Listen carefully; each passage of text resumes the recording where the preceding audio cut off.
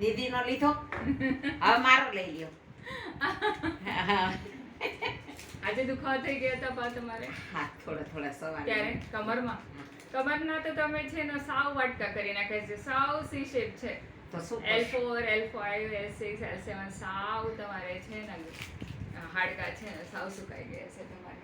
ધીમે ધીમે થઈ જાય એટલે ઘણું સારું થઈ જશે, પણ એટલા બધા તમારે ઘસાવીને આવ્યા છો ને તો શું કરવું હવે? આનાથી જ તમારે આર્થરાઇટિસ ને વેરિકોઝ વેનની તકલીફ વધારે થઈ ગઈ. થઈ ગઈ છે. નીંદર આવી હતી તમારે કાલે? આ નીંદર તો આવી ગઈ હતી. હા હા. કેટલા વાગે સુઈ ગયા હતા? રાત્રે 10 સાડા 10 સુઈ ગઈ હતી.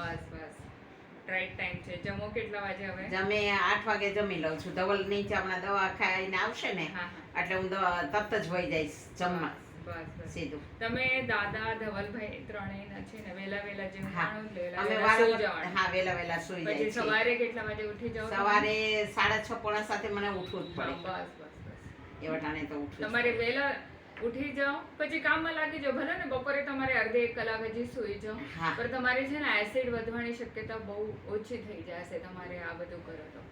સવારે ઉઠીને તમે નાસ્તા કેટલા વાગે કરી લો છો? રાતના અમે 8 વાગ્યા પછી નાસ્તો કરવા હા, બેસીએ બસ. છીએ.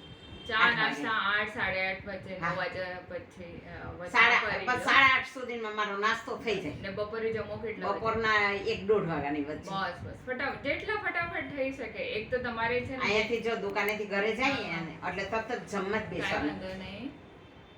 1 વાગ્યા પછી તરત